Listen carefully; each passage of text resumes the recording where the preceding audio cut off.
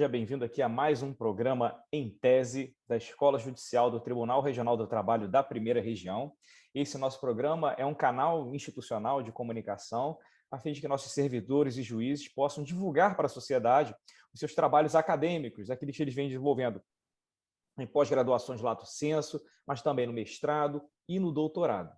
No dia de hoje, teremos a honra de ter aqui como convidado o nosso servidor Daltro Alberto Janha Marques de Oliveira. O Daltro ele é servidor aqui do TRT da Primeira Região, é professor de Direito, e ele defendeu uma dissertação de mestrado perante a PUC do Rio de Janeiro, intitulada Vias de Legitimação do Ativismo Judicial, Omissões Legislativas, Mandado de Injunção e Diálogos Institucionais. E para a gente conversar aqui no dia de hoje sobre essa dissertação, um tema bastante polêmico, sobretudo agora em tempos eleitorais, né? Temos a honra de ter como convidadas duas grandes professoras do Rio Grande do Sul. Né? A primeira delas é a professora Rosane Terezinha Porto, que é doutora em Direito pela Universidade de Santa Cruz do Sul e fez pós-doutorado na Universidade Federal do Rio Grande do Sul e atualmente também cursa um outro pós-doutorado na Universidade Federal do Rio de Janeiro. E também temos a doutora Carmela Gruni, que é advogada trabalhista com atuação no Rio Grande do Sul, é mestre em Direito e pós-graduada também em Direito Processual do Trabalho pela FEMARG e estará aqui conosco abrilhantando a nossa conversa com o Daltro. Bom, seguindo os nossos trabalhos, inicialmente darei a palavra aqui ao Daltro para que ele faça uma breve exposição da sua dissertação. Em seguida, passaremos para os questionamentos das professoras. Daltro, mais uma vez, seja muito bem-vindo aqui ao programa Em Tese. Você tem a palavra. Obrigado. Boa tarde, doutor Fábio. Boa tarde, professoras, doutora Carmela, professora Rosane. Né? Eu fico muito feliz com essa possibilidade. Eu fiquei muito entusiasmado quando eu tomei conhecimento do programa, né, de entrevistas em tese, promovido pela Escola Judicial. Infelizmente, eu estava participando, inclusive, de um grupo de estudos na Escola Judicial, quando veio a pandemia, né, junto com a Daniela, e com outros servidores. Espero que a gente possa aí depois retomar esse grupo. E eu fiquei muito feliz com a possibilidade de falar sobre essa minha dissertação, porque, de fato, né, como o professor Fábio, doutor Fábio, professor e doutor, porque, inclusive, doutor, você não vai lembrar, com certeza, mas eu fui seu aluno na pós-graduação de Direito e Processo de Trabalho lá da Cândido Mendes. Né? Não vou, já faz um tempinho, não vou dizer quanto, para não ficar denunciando idades aqui, né? Mas eu fiquei muito satisfeito de revê-lo agora aqui, porque, inclusive, me chamou muita atenção na sua aula naquele momento, que eu já tinha feito pós na UERJ, em Direito do Estado, e eu sei que o senhor é da UERJ, né, do programa de pós-graduação, mestrado, doutorado, e o senhor trazia muitos elementos de direito constitucional, menção a vários professores lá da UERJ que também me serviram de referência, o Luiz Roberto Barroso, o Daniel Sarmento, né, o Gustavo Menemboi. Então, isso me chamou muita atenção naquelas aulas, né, esse contato do direito do trabalho com o direito constitucional. Bom, a minha tese, que inclusive virou, eu pude publicar, né, como livro, inclusive, em breve eu vou suprir essa indelicadeza minha, eu vou deixar uma cópia lá na biblioteca do tribunal, né, para quem quiser se aprofundar sobre o tema. Essa dissertação que foi publicada, eu concluí o trabalho em 2014, né, e quase 8 anos depois, como o doutor Fábio falou, é um tema que volta à pauta do dia ou se mantém atual. Né? Atualmente, inclusive, eu meio que vim correndo. Atualmente, eu estou fazendo doutorado na PUC, voltei para a PUC, então tive aula mais cedo, vim correndo para a entrevista.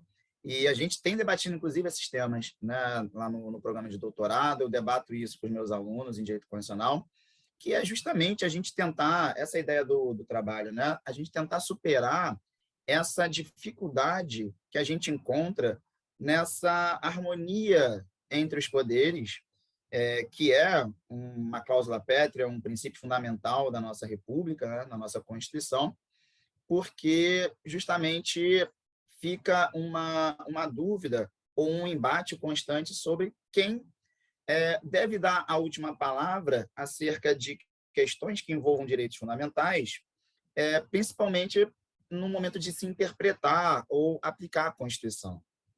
A gente está sempre debatendo se compete aos órgãos representativos, né, legislativo e executivo, tratarem de aplicar, de dar efetividade à Constituição através da produção legislativa, da produção de leis, no âmbito do executivo, né, a partir da promoção de políticas públicas, e a gente sempre cai no problema que no constitucionalismo americano se cunhou chamar de dificuldade contra-majoritária, de questões sobre direitos fundamentais em sede de controle de constitucionalidade acabarem recaindo no judiciário, que são, né, que aqui no Brasil, pelo menos, é um órgão não eletivo, né? O judiciário ele é composto por juízes que ou passam em concurso público, então são servidores públicos, né? Ou pelos ministros dos tribunais superiores, que são agentes nomeados pelo presidente da República, mas nenhum deles tem a função eletiva, né? Uma função eletiva, é um cargo efetivo. E aí se questiona isso, porque, inclusive, a nossa Constituição diz, né, que artigo 102 diz que o STF é o guardião da Constituição, o STF, no controle abstrato concentrado, é o protagonista, quando vai declarar a inconstitucionalidade de uma lei, principalmente através da ação direta de inconstitucionalidade. E aí a gente sempre cai nesse problema. Por que o STF, ou o judiciário como um todo, deveria dar a última palavra no momento de se interpretar a Constituição? Salvo engano, foi o agora ex-ministro, né, Celso de Mello, que certa vez disse que o STF teria o direito de errar por último, né? O que é justamente o que eu problematizo no livro, na dissertação, porque essa teoria que eu desenvolvo, e é uma teoria que também, são teorias, na verdade, que eu explorei muito do direito estrangeiro, principalmente do direito americano, é a teoria dos diálogos institucionais, né? No primeiro capítulo eu até falo sobre as noções de ativismo judicial, judicialização da política, a importância da gente distinguir esses dois conceitos, né, que caminham junto, mas de fato não se confundem. Mas o cerne da questão é justamente fornecer uma via alternativa para essa dicotomia. Quem dá a última palavra, judiciário ou legislativo? E defender a ideia de que nenhum dos dois precisa dar a última palavra, né? A solução de questões que envolvam direitos fundamentais e, obviamente, a partir de uma interpretação constitucional, essa solução ela pode ser perfeitamente obtida dialogicamente, né? A partir de um diálogo entre as instituições, por isso o nome, né? Diálogos institucionais. Só que esse diálogo, obviamente, não pressupõe necessariamente um diálogo literal, onde os membros desses órgãos vão sentar e discutir sobre questões de direitos fundamentais, mas um diálogo justamente a partir do exercício das funções institucionais de cada um. Então, tem teorias, por exemplo, que vão defender que, no momento em que a Suprema Corte, né, principalmente, exerceu o controle de constitucionalidade, ela não precisa, ainda mais se a gente estiver falando de uma questão judicializada politicamente, né? A gente debate muito questões que envolvam direito à saúde, por exemplo, promoção de políticas públicas que acabam desaguando no STF. Doutora Carmela, professor Fábio, professora Rosane sabem também, né? Muitas discussões sobre a reforma trabalhista foram parar no STF, estão sendo debatidas ainda, né, em sede de controle de constitucionalidade. Então, há quem diga que o STF, por exemplo, a Suprema Corte, o Judiciário, ele não precisa, por exemplo, definir objetivamente o caso, pode definir superficialmente e deixar a questão em aberto para ela ser amadurecida nos órgãos representativos de fato, né? Legislativo, no Executivo. Tem um autor que defende que os juízes eles podem funcionar como conselheiros dos órgãos representativos. Então, no bojo ali da decisão judicial, como obter dictum, né, na fundamentação, sem necessariamente estar no dispositivo da decisão, eles podem dar conselhos. Olha, de repente, o melhor caminho a se seguir seria esse, no âmbito dessa política pública. no âmbito dessa produção legislativa, seria interessante um amadurecimento legislativo para tratar de um determinado assunto. E aí joga esse conselho, né? Não diz, olha, a solução é essa. E aí, eventualmente, né, porque outros autores, 2 autores canadenses, por exemplo, que eu abordo no trabalho, eles dizem que existe essa sequência legislativa, eles chamam a sua teoria de sequência legislativa. Quando o judiciário dá um conselho ou deixa questões em aberto no âmbito de uma decisão judicial, e a questão não se define por completo, então o legislativo acaba tendo essa sequência legislativa, sim, de ou produzir a norma, ou de, eventualmente, por conta própria, não no controle, mas o legislativo revogar uma lei, né, que entenda inconstitucional ou ultrapassada. Então, você vai construindo diálogos através de várias formas, né, de interação entre os poderes, e, no final das contas, a decisão final sobre direitos fundamentais não é tomada nem por um nem pelo outro, né? É tomada dialogicamente, como eu disse. E aí eu uso o mandado de injunção, que é um remédio constitucional, uma ação constitucional, como um exemplo de como essa relação dialógica, na nossa realidade brasileira, poderia funcionar. Porque, basicamente, o mandado de injunção, como a gente sabe, ele é um remédio constitucional que vem para dar efetividade para direitos constitucionais e, por falta de uma produção legislativa, não conseguem ser exercidos na sua plenitude. Então, o mandado de injunção ele vem para permitir que o judiciário dê uma solução para aquele caso concreto, e hoje em dia a gente tem a possibilidade de uma produção de efeitos mais ampla, para que o judiciário ele supra essa omissão legislativa de certa forma. Mas aí a gente cai na mesma questão. Não necessariamente, mesmo julgando o mandado de injunção, o judiciário precisa suprir essa omissão, até porque nem seria o papel dele a priori, né? Então, o judiciário pode deixar a questão em aberto, por exemplo, decidir minimamente e permitir que os órgãos representativos efetivamente façam esse papel que é deles, né? Então, eu usei o mandado de injunção como um elemento constitucional nosso aqui, que poderia ser um caminho bem claro, dentre outros possíveis, mas eu selecionei esse, um caminho bem claro para a gente tentar, de alguma forma, alcançar esses diálogos institucionais. Então, esse é mais ou menos um resumo, né, do que trata o trabalho. Obrigado. Obrigado, Daltro. O trabalho, como você falou, ele acaba ficando, o seu trabalho ficou um tanto quanto atemporal, né? Porque ele está sempre como uma fonte de consulta, uma fonte muito importante de reflexão diante de tantas arestas que têm aparecido entre a atuação do judiciário, não só com o executivo, mas sobretudo com o legislativo, né? Colocando, às vezes, a sua opinião se sobrepondo à vontade do parlamento. Então, seguindo aqui a nossa ordem combinada, né, por ordem alfabética, e passaria a palavra para a professora Carmela Gruni. Né? Muito obrigado mais uma vez pela presença, professora Carmela. Ela terá a oportunidade de fazer duas perguntas, 2 questionamentos ao Daltro. Em seguida, encerrado esse bloco, a gente passa a palavra para a professora Rosane. Então, professora Carmela, por favor.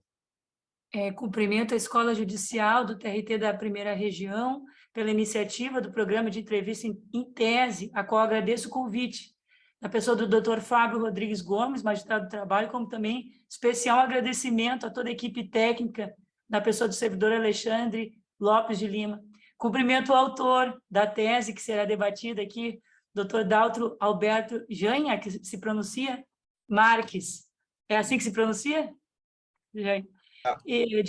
Ranha, né? Ranha. Porque o J em espanhol vira... Isso. Então, para eu falar corretamente, Ranha Marques de Oliveira, e a colega advogada e pesquisadora doutora Rosane Porto, todos e todos internautas interessados nessa temática, ao qual transmito meus sinceros agradecimentos pela audiência. Inicialmente, antes de fazer as 2 perguntas, eu gostaria de comentar a importância do trabalho de visibilidade dos arquivos femininos públicos, né? E tem um trabalho feito pela Luciana Reimann, que ela fala que os arquivos são instituições que expressam relações de poder e o silêncio e a invisibilidade são elementos não neutros na construção de suas fontes e fundos, né? E deixo essa escritora para que todos nós nos inspiremos nessa possibilidade da importância de a gente elevar o papel das mulheres na pesquisa. Então, duas formas, além de elevar o papel das mulheres pela construção da possibilidade desse convite para que nós, aqui eu e a Rosane, possamos debater, mas que também as teses elas venham ser referidas a mulheres como pesquisadoras, né?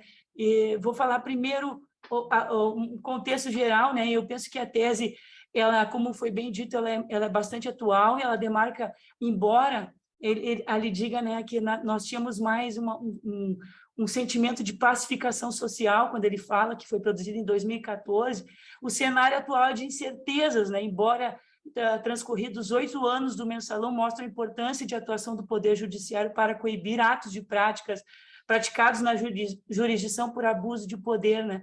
E exemplos disso são as decisões recentes de 2021 pelo ministro Edson Fachin, em condenações aplicadas no caso do Lula, como também escreveu o autor quando fala do Marques de Oliveira, né, o colega Daltro, que naquela época nos encontrávamos num período de paz institucional e já não temos tanta segurança como antes pelos ataques às instituições, né, que são constantes e muitas vezes utilizando uma forma indiscriminada do uso da palavra para propagar até a ditadura. Então, eu acredito que a gente tem grandes exemplos aí de situações que estão ocorrendo para a gente demonstrar, porque a tese fala sobre a questão da separação dos poderes, e para ver exatamente o que a gente está buscando aqui, que é pela tese que a gente está abordando e que muito se falou sobre democracia deliberativa, nós precisamos concretizar essa democracia deliberativa. Para isso, a gente precisa elevar então, o papel dos arquivos históricos produzidos por mulheres. E aqui eu gostaria de referir algumas constitucionalistas da nossa história recente, como a Melina Girardi Fachin, Soraya da Rosa Mendes, Bruna de Bem Esteves, Juliana Cesário Alvim e Manuelita Hermes da Rosa de Oliveira Filha. Porque nessa tese nós temos apenas 11 mulheres, enquanto temos outros 50 autores, né, homens. Acho que é importante, agora a gente está falando em estudar, né, eu vou estudar agora no doutorado, sei que o doutor Daltro está estudando, e a gente, como uma política afirmativa, ela não pode ser só praticada por mulheres. Então, acho que agora, enquanto internautas e nós pesquisadores, devemos elevar o nosso compromisso na democracia, do importante papel para que nós tenhamos vozes diversas e plurais. Então, parabenizo, Daltro, eu fiz um pequeno apanhado do que tu tinha, eu realmente li toda a tua tese, achei muito interessante, e antes de fazer as duas perguntas, porque são perguntas bem pontuais, tá? Eu acredito que a tua tese leva muitos meios pelos quais legitima o agir proativo judicial, né? Traz o mandado de justiça, essa possibilidade de diálogo entre as instituições por envolver atores, né, para a problemática social, e eleva a importância que os operadores do direito, né, utilizem essa potencialidade como mecanismo constitucional de concretização de direitos. E vi pelo teu trabalho que tu cita alguns exemplos de decisões do STF, e vou chegar às perguntas porque tu é o nosso grande centro, teus estudos são o nosso centro do debate, né? Então, duas perguntas que eu gostaria, e se caso houver tempo, né, tenhamos possibilidade de fazer mais. A primeira pergunta é: por que o ativismo judicial praticado no Brasil hoje, pelo Supremo Tribunal Federal, se assemelha muito ao ativismo judicial liberal? Essa é a primeira pergunta. E a segunda pergunta, que eu já deixo as duas para tu ficar à vontade, mas se precisar depois repito, é então que tu comente um pouco mais sobre qual é a importância do diálogo institucional para a efetivação de direitos. Muito obrigada pelo convite e parabéns, doutor Daltro. Obrigado, doutora, professora Carmela. As considerações que a senhora fez sobre o papel feminino também, né? Essa leitura de autoras mulheres, como a senhora mesma disse, tem grandes constitucionalistas. Eu não lembro se eu cheguei a citar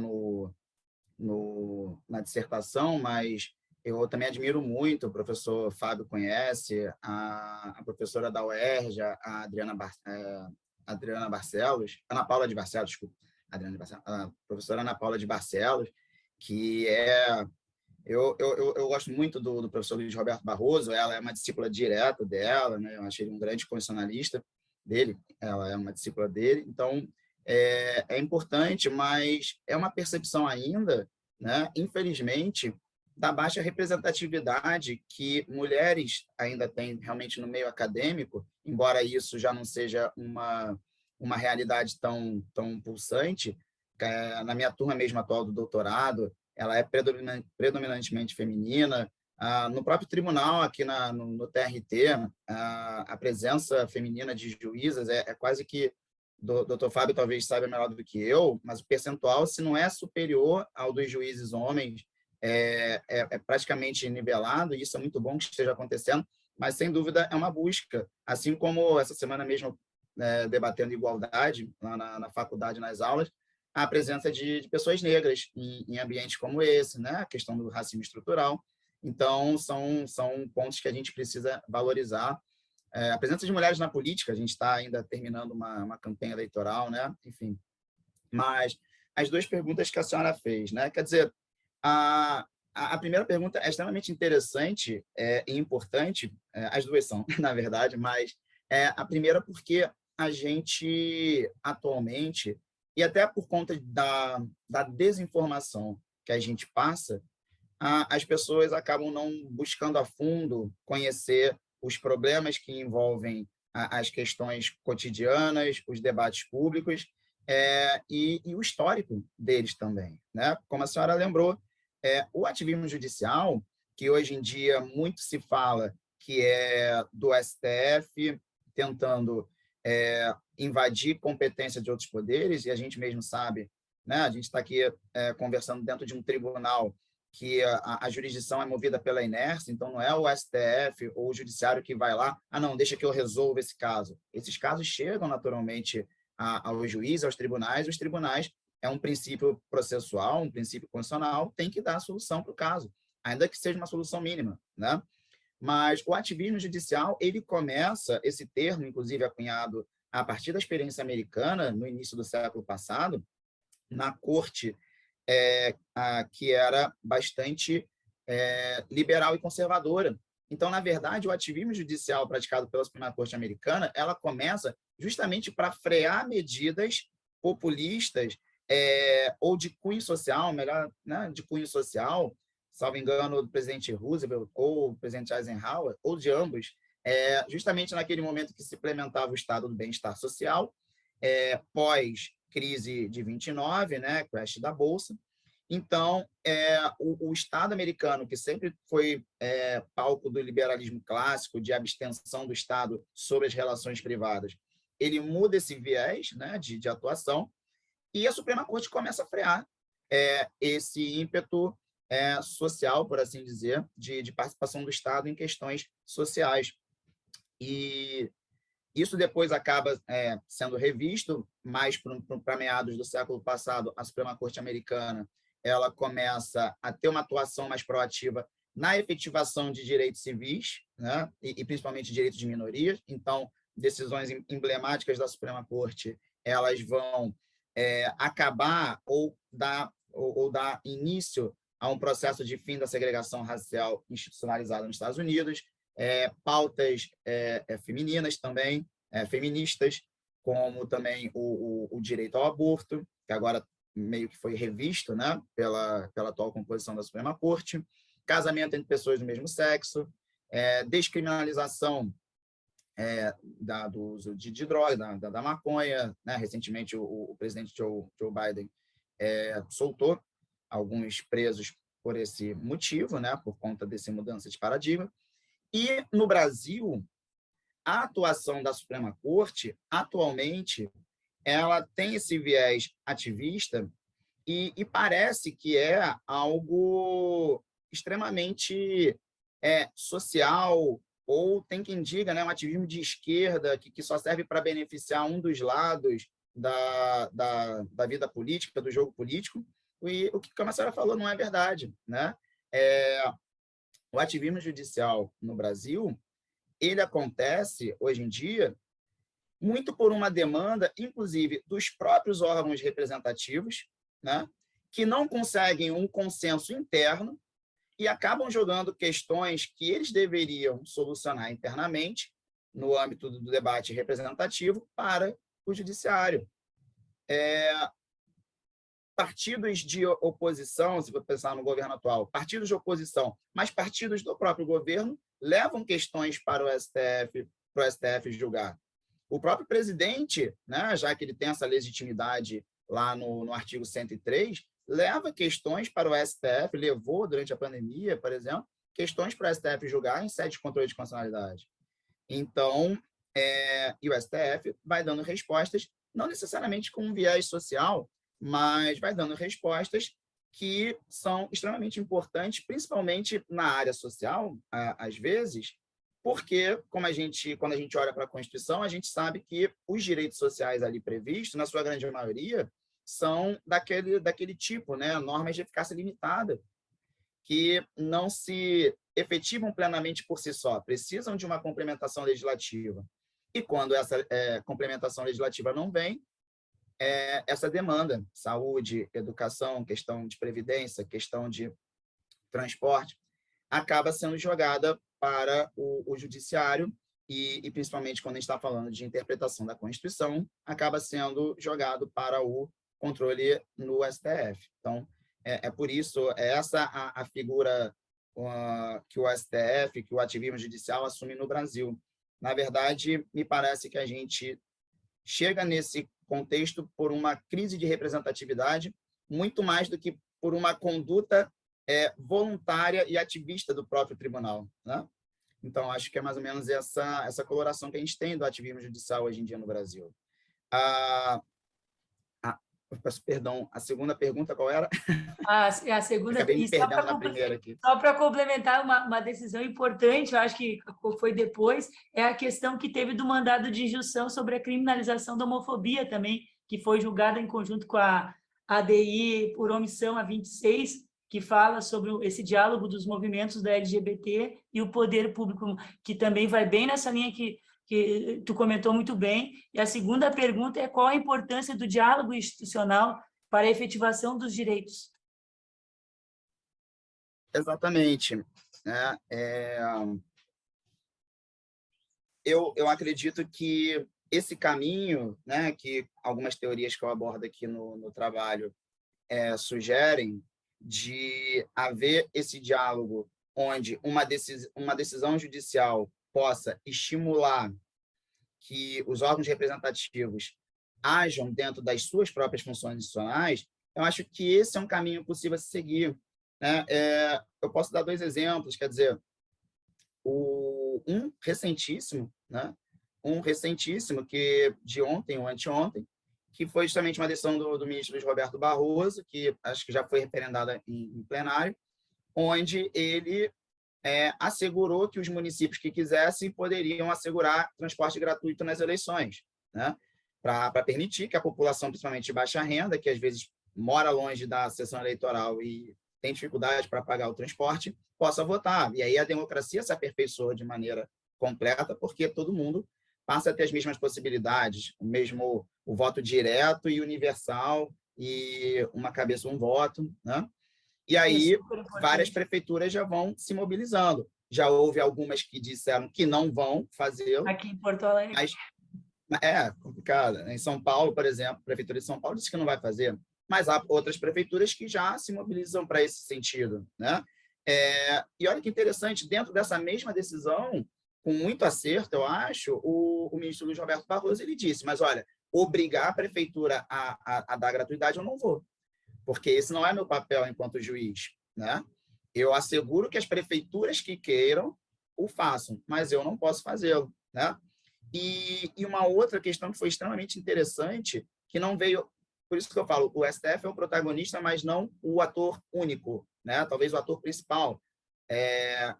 Mas há outros coadjuvantes que às vezes não são coadjuvantes, se tornam principais, enfim. O STJ, como a gente sabe, há 1 mês atrás ou 2, salvo engano, disse que os planos de saúde só estariam obrigados a fornecer medicamento dentro do rol taxativo da Anvisa, da ANS, né? Da ANS. Isso gerou uma mobilização, é o que o Bushell, né? São dois autores canadenses, um deles é o Bushell, falam de sequência legislativa. em pouco tempo, uma mobilização importante, que a gente não vê sempre do Legislativo, em pouco tempo o Legislativo, o Congresso se mobilizou e aprovou uma lei dizendo justamente o oposto, falando, não, os planos de saúde podem também oferecer tratamentos, ou devem oferecer tratamentos, mesmo aqueles que não estão dentro do rol taxativo da ANS, porque, às vezes, tratamentos analógicos, aqueles, mas que não estão ali previstos, ficaram de fora, e eram tratamentos importantes, né? Então, olha como que, a partir de uma decisão judicial, tomada talvez por um órgão que não deveria estar tomando aquela decisão sobre aquele tema, o órgão representativo com efetivo poder para fazê-lo, vai lá e toma a decisão, né? Então, o Legislativo se mobilizou, e a gente pode perguntar, né, doutora, será que o Legislativo teria se mobilizado se não fosse essa decisão? Tá? Então, eu acho que essa que é a importância, né? Promover esse diálogo e os direitos fundamentais se realizam efetivamente. Obrigado, Daltro. Obrigada, professora Carmela. Agora vamos passar a palavra à professora Rosane. Por favor, professora. Então, boa tarde a todos. Uma imensa satisfação estar participando deste programa da Escola Judicial da Primeira Região. Também dizer o quanto eu fiquei encantada com o teu trabalho, Daltro. Aqui nós não estamos numa posição de examinadores da banca, a gente percebe que esse processo, por óbvio, tanto que você já publicou, você passou, e é incrível e gratificante a forma que você estruturou o seu trabalho, trazendo em cada capítulo, não é, uma síntese, o que fazia com que a gente retomasse alguns pontos e, mesmo não transitando significativamente na área de direito constitucional, mas direito trabalhista, a gente conseguia compreender o objetivo, a problematização do teu trabalho. Então, parabéns. E esse momento aqui é um momento dialógico, sim, um momento de aprendizagem, de enriquecimento. E muito gratificante também saber que a escola torna público, coloca o conhecimento para fora dos muros. Porque, certa feita, não é? Conversando com alguns magistrados e outros servidores, né, do Poder Judiciário, diziam assim, mas qual o papel da academia? Porque a academia fica refletindo, escrevendo, teorizando, mas quem tem a caneta somos nós. E isso foi muito impactante para mim ao ouvir isso e refletir. E de repente surge esse convite aí do Dr. Fábio, por meio da doutora Daniela, e nos trazendo ilustres e pequenos, mas grandiosos exemplos, como essa experiência, né, significativa de fazer reflexão em cima de temas que são pontuais e importantes para todo cidadão brasileiro, né, e que não fica dentro do muro, dentro da bolha, e que de alguma forma contribui para o conhecimento, a transformação dos leitores e os sujeitos que estão aqui conosco ouvindo, assim como também nos transforma. Então, vou fazer as minhas perguntas, não é, que me levaram a retomar, a pensar numa pequena obra, né, a Constituição, um pedaço de papel. Quem não leu este pequeno livro, mas significativo, né, quando a discussão era compreender sobre a atuação, o protagonismo dos nossos guardiões da Constituição no Brasil. E muito bem colocado antes pela doutora Carmélia, nós passamos um período no Brasil com maior segurança jurídica, um período que percebemos um STF muito mais protagonista, ativo, tomando decisões em situações polêmicas, como, por exemplo, a lei de biossegurança, o casamento homoafetivo, a antecipação terapêutica do parto, no caso da DPF 54, dos fetos anencefálicos, não é? A análise até de um habeas corpus envolvendo as mães gestantes presas, a discussão sobre a prisão domiciliar, algo que no direito argentino, na Argentina, já se vê com outra perspectiva, mas o nosso STF trouxe esta posição, esta leitura ou literatura estrangeira, diga-se de passagem, ou aplicação ou decisão no direito argentino e tomou uma posição sensata. Então, sobre o ativismo judicial que você mencionou no teu trabalho, pergunto se o fato do Poder Judiciário, o STF, estar tomando decisões, né, isto não representa uma lacuna, uma ausência dos outros poderes responsáveis no que diz respeito a efetivar as políticas públicas no Brasil? Essa é a primeira pergunta, mas para a gente ir conversando um pouco nesse tempo que nos resta. E também, a segunda pergunta, as políticas públicas que o Poder Judiciário tem elaborado ou buscado implementar no Brasil, você entende que elas são políticas públicas ou elas são políticas compensatórias? Então, seriam essas as minhas perguntas em um primeiro momento. Obrigado, professora Rosane. Bom, com relação à primeira pergunta, né, eu vejo dois problemas que acabam fazendo com que o STF assuma essa postura mais ativista acerca de questões de natureza política, no sentido de questões que deveriam ser dirimidas na esfera política, né?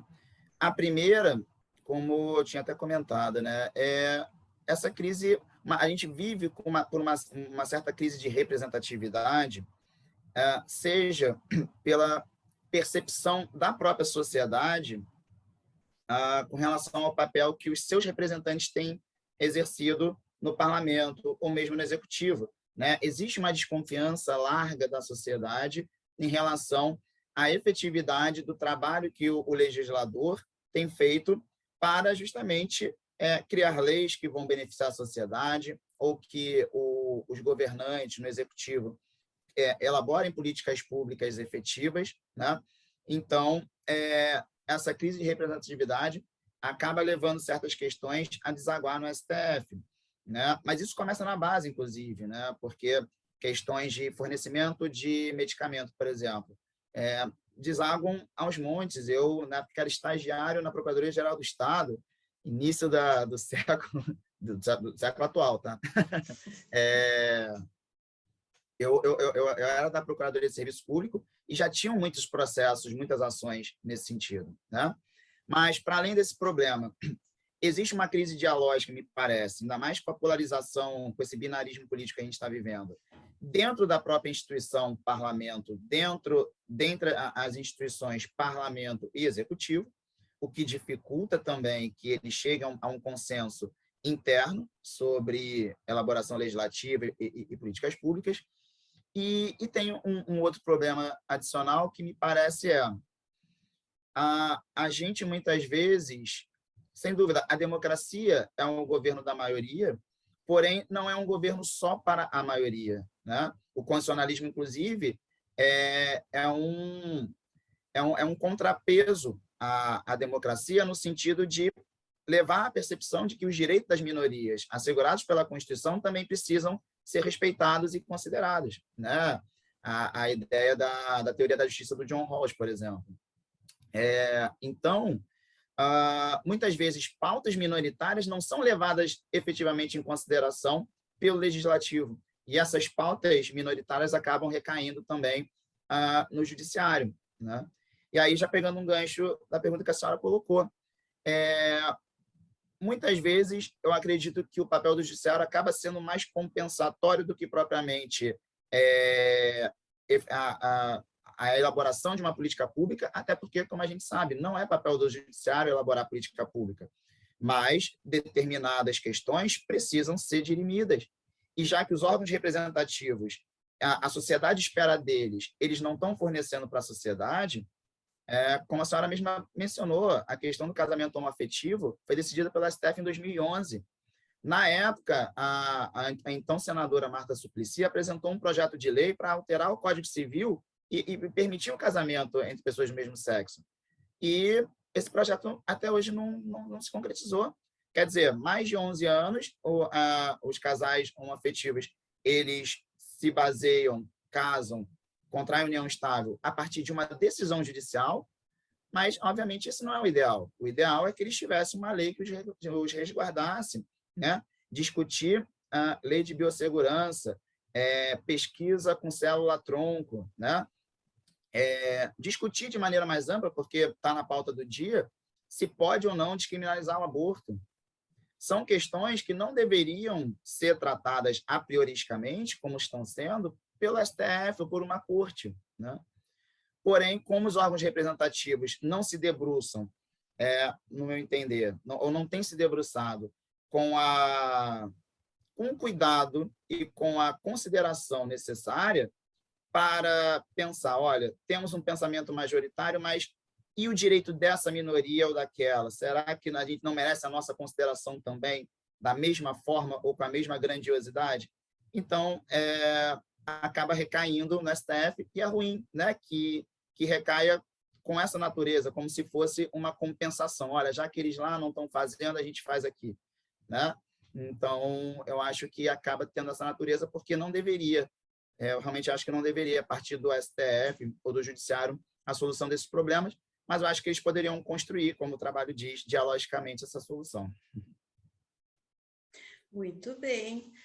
Eu também gosto da Nancy Fraser, quando ela trabalha a questão da representatividade e vai ao encontro do que tu propõe no teu trabalho e que tu arguiu muito bem nas tuas exposições aqui quando questionado.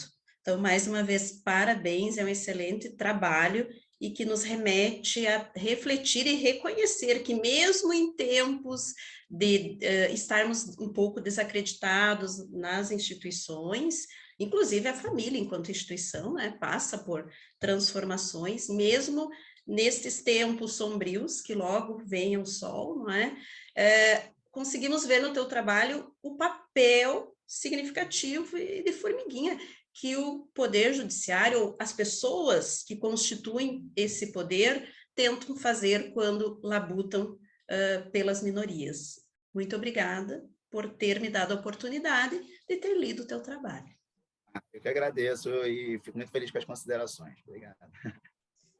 Obrigado, professora Rosane. Obrigado, Daltro. Foi um prazer recebê-los aqui no programa Em Tese da Escola Judicial. De fato, o tema que o Daltro aborda na sua dissertação, ele dá margem para muitos outros programas. Mas, certamente, agora, como ele é doutorando, já está numa outra etapa da sua linha de pesquisa, num futuro próximo, esperamos poder recebê-lo aqui de novo, e quem sabe com a mesma composição da banca, chamando de banca aqui, para a gente analisar como caminhou a reflexão do Daltro no mundo do direito constitucional, que ele gosta tanto e que dá muito pano para manga, dá muito tema para a gente discutir.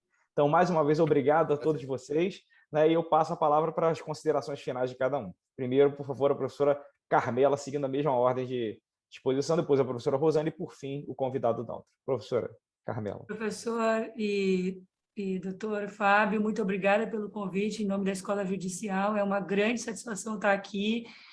Professor Daltro, parabéns pelo trabalho, e eu separei uma frase de uma pessoa que eu acho que agora no doutorado vai muito ao encontro do que tu está falando, que eu não sei se tu já pesquisou, que é o José Geraldo de Souza Júnior, que foi reitor da UNB, e ele fala, vou dizer a frase para encerrar: o foco principal dos dilemas e dificuldades de grande parcela da populacional que vive à margem dos avanços culturais residem os complexos desafios para o acesso e democratização da justiça, que podem ser enfrentados a partir de um direito crítico e de uma abordagem humana não hierarquizada, como pretende o direito achado na rua. Então, eu encerro essa participação agradecendo mais uma vez, parabenizando, e sendo uma satisfação de estar nesse diálogo aqui sobre esse trabalho. Muito obrigada. Obrigado, professora Carmela. Professora Rosane.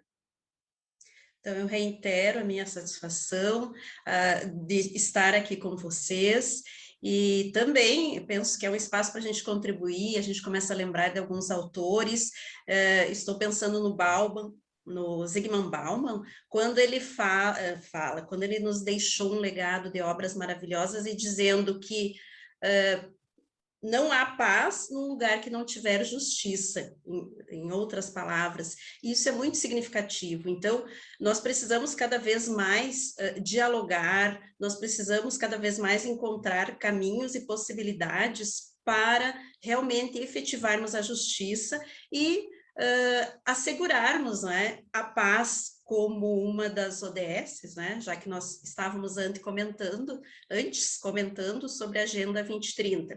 E também um autor que eu gosto muito, que é o Harari, e ele tem uma obra recente direcionada às crianças, não é? Que é sobre a cooperação. Então, se não existir cooperação entre as mulheres e os homens neste nosso planeta, a humanidade, ela não ela findará. Então, nós precisamos cada vez mais de diálogo e cooperação para garantirmos a nossa sobrevivência e também garantirmos, não é, a sobrevivência das demais gerações. Muito obrigada. Obrigado, professora Rosane. Dalton, por favor, suas considerações finais. Queria mais uma vez agradecer, doutor Fábio, agradecer à Escola Judicial, agradecer a todos os servidores da Escola Judicial que tiveram em contato comigo constante e facilitaram a minha presença aqui. Um prazer enorme estar participando, estar contribuindo, e espero incentivando que outros servidores também participam desse programa tão importante. Agradecer muito também a presença das duas professoras, a professora Carmela, a professora Rosane. Adorei o debate, realmente, né, seria perfeito a gente poder continuar esse debate, porque não apenas é importante, como foi muito agradável. E como consideração final, de fato, né, em última análise, para além desse debate mais direcionado e objetivo sobre diálogo entre as instituições e realização de separação dos poderes, eu acho que esse trabalho ele fala muito sobre democracia, né? A democracia que a gente espera, que a gente quer, e isso me chama muita atenção. Como o professor doutor Fábio falou, vai ao encontro do que eu estou estudando atualmente. Hoje mesmo, então, aproveito esse gancho para fechar. Hoje mesmo a gente estava debatendo um texto do Guilherme O'Donnell, lá na PUC, que eu voltei para a PUC, né? Estado, Agência e Democracia. E ele justamente dizia que o Estado ele não existe apenas para ser o conjunto das suas burocracias, das suas estruturas e exercer o uso coercitivo da força, né, do poder de polícia. O Estado ele é o conjunto dos seus agentes, né, daí a expressão agência. E os seus agentes são os seus cidadãos, né, que podem exercer livremente o seu direito de escolha de maneira consciente. E justamente é nesse momento que nós, enquanto cidadãos, enquanto agentes do Estado, a gente deposita as nossas esperanças nos representantes que a gente escolheu, e a gente espera que eles trabalhem em função do bem nosso, de toda a sociedade, não apenas dos nossos interesses, mas dos interesses da sociedade como um todo. Então, que isso sempre seja a pauta, né, da vida política, e que, eventualmente, quando haja esse contato entre legislativo, executivo e judiciário, eles não percam isso de vista, né? E mantenham esse diálogo aberto para que a gente sempre esteja caminhando no sentido de promover direitos fundamentais, o bem-estar e o bem-interesse da sociedade, e, com isso tudo, em última análise, a gente vai estar promovendo a democracia que a gente espera, e que a gente espera que se mantenha viva e plena, né? Mas é isso. Mais uma vez, muito obrigado pelo espaço. Nós que agradecemos mais uma vez. Dalton, obrigado você também que esteve nos assistindo até agora, e aguarde os próximos programas do nosso Em Tese da Escola Judicial do TRT-RJ. Até a próxima.